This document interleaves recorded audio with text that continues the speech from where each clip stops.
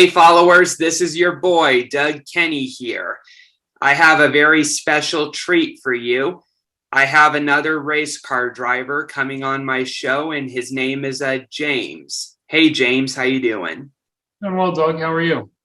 Doing really good. I'm very pleased to have you on the channel, and just give my followers a little bit of a rundown of what you're known for. Sure. I'm really glad to be here. Thanks for the opportunity. As Doug said, my name is James Candelaria. I'm an SCCA racer. I'm also active in World Racing League and American Endurance Racing as well. Pretty much any series I can get behind a race car, I'll participate in. Started racing back in 2017 might have been my first year racing, and I haven't looked back since. That's really cool. So what series are you a part of?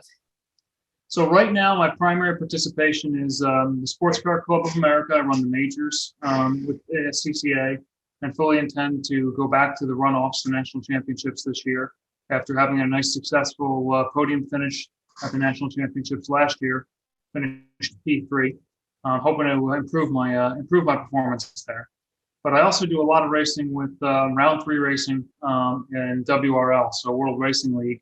I pilot the 604 Boxster, and along with my car mate Christian Maloof and Shay Holbrook. That's really cool. Round 3 Racing, that's with our good old mate Buzz McCall. Yeah, Buzz is a great guy, and Brad and Buzz run a really quality operation. Yeah, did you hear about their Cup team in NASCAR that they fielded years ago with the Caterpillar car? Yeah, I've heard some of the stories over the years. I mean, Buzz has been through the racing, through pretty much every part of the racing world, from NASCAR to road racing to Trans Am, all those years with Jack Baldwin. I mean, he's kind of done it all.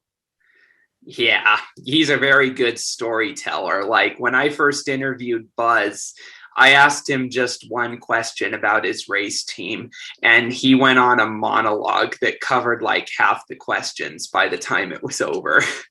Yeah, I love Buzz, and one of the great things about racing with that team is you get all the experience, the accumulated experience of Buzz and Brad and everybody else on the team. Really just ends up making you a better driver because it's always better to learn from the best. For sure. So yeah, I start my list of questions with one, which is where are you originally from? Oh, that's a good one. So we actually just moved. So people are always asking where we're from now, but we are from New Jersey. I grew up in New Jersey, born in Brooklyn, but didn't spend any time there. But spent most of my formative years in New Jersey. We just moved to Boca Raton, Florida, just about a year ago now, right as the pandemic was starting. So, we're hopefully looking forward to enjoying all Florida has to offer now that we're starting to see the light at the end of the tunnel. That's really good to hear. And by light, you mean with COVID, right? Or what are you saying? Yeah. Okay, got it. So, yeah, after that, I must ask you, what made you get into racing? Wow, that's actually a great question too, because I never had a parent or anyone in my life who was really into cars at all.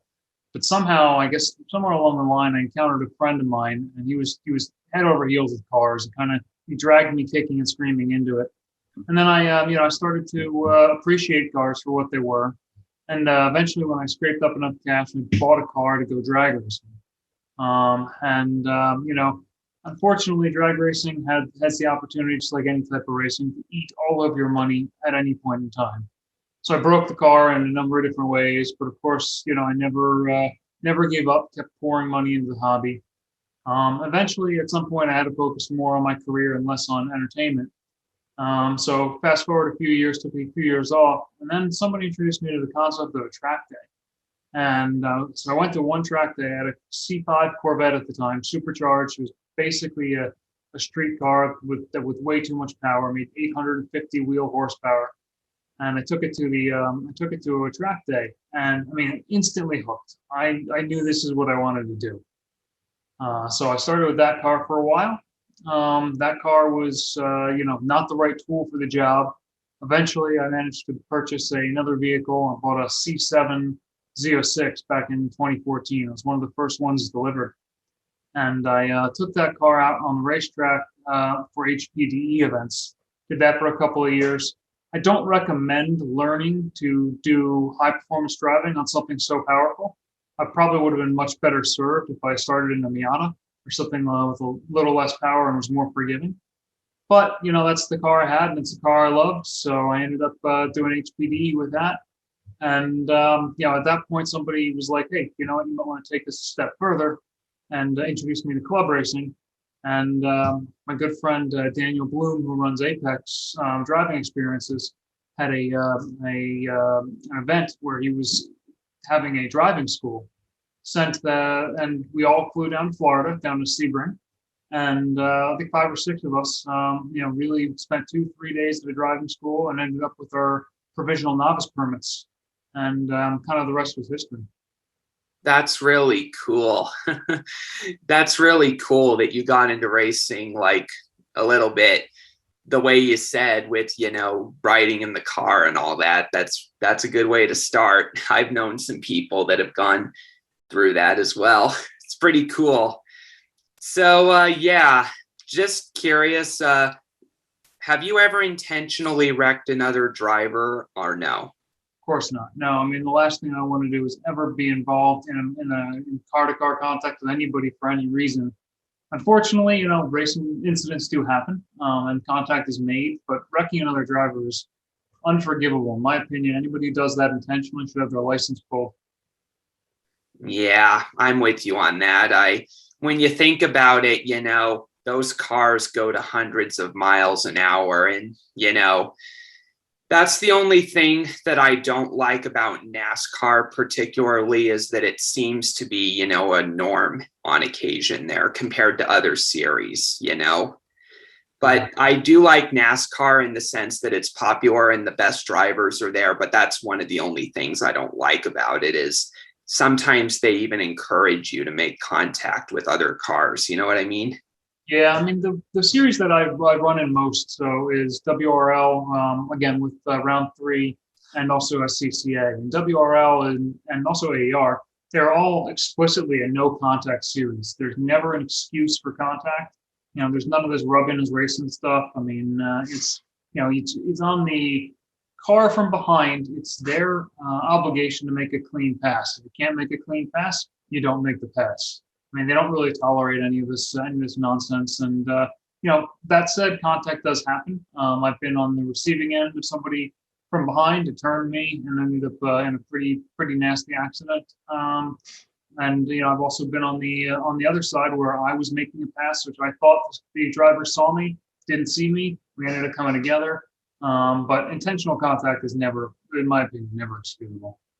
Yeah, I've been on the receiving end of it as well. Like years ago back in Denver, Colorado, I was running in one of those little go-kart races, which also they make clear to you before the race that you can't drive like in NASCAR, you can't make contact. And I remember that I was running second with like 10 laps to go and had a fast go-kart, but some guy behind me, and I think it was a guy that was younger than me, he rammed me in the middle of a corner, and he went on to finish first, and officials didn't let that fly. If I remember right, they kicked him out of the track for the rest of the day. Yeah, and that's kind of the way it should be, because this sport can be dangerous. All the safety equipment we have right now is really top notch and really does help you survive things that would be unthinkable in the past. But you never want to put them to the test. Yeah, I'm with you on that. So what was your first win in racing? It's funny. So my first win was actually my first race in a CCA.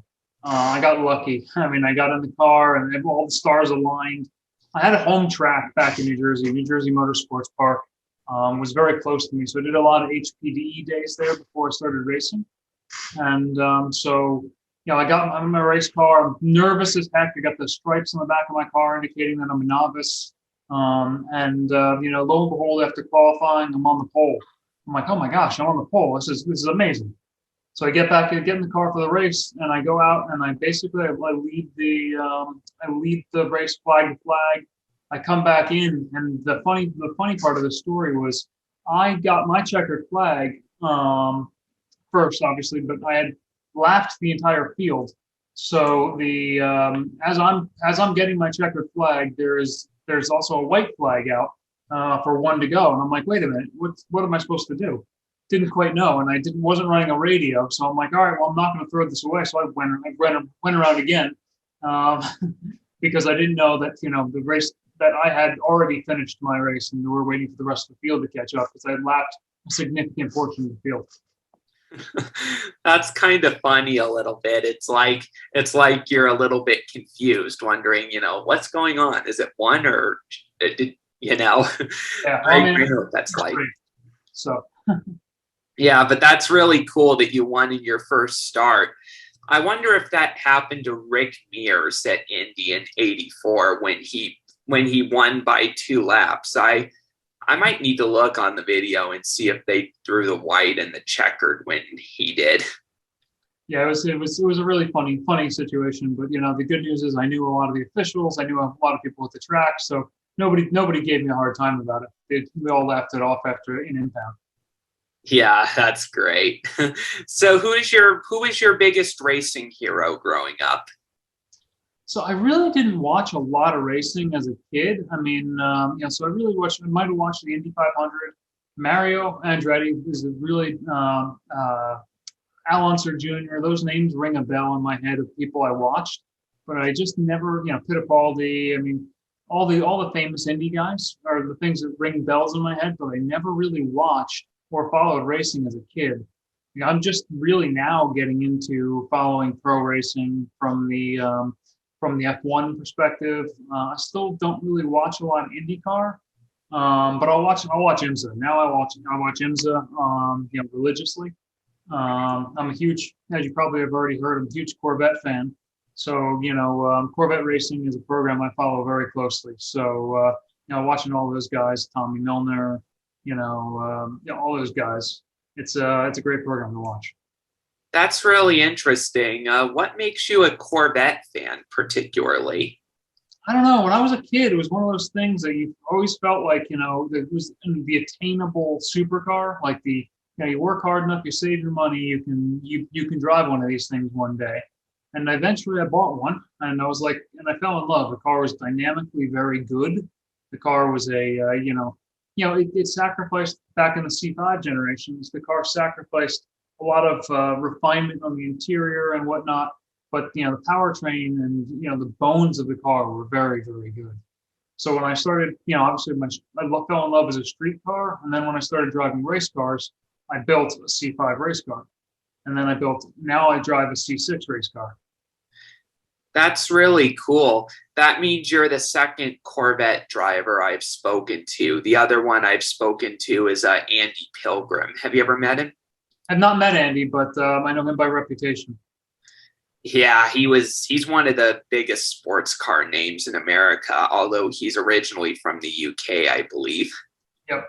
Yeah, no, he drove for Corvette Racing for a while. Had a big impact on that program. Yeah, and I think he was with Dale Earnhardt in the 24 Hours of Daytona one year. I think that's what he told me. I just saw that car actually at the Corvette Museum because I picked up the new Generation 8 mid-engine Corvette as a street car. And when I was there, that car was the Dale Earnhardt 24-hour car was in the museum, which is really cool to see. That's cool. Where is that museum at, actually? NCM is in Kentucky, in Bowling Green, right across the street from the Bowling Green assembly plant where they build the Corvettes. Ah, okay.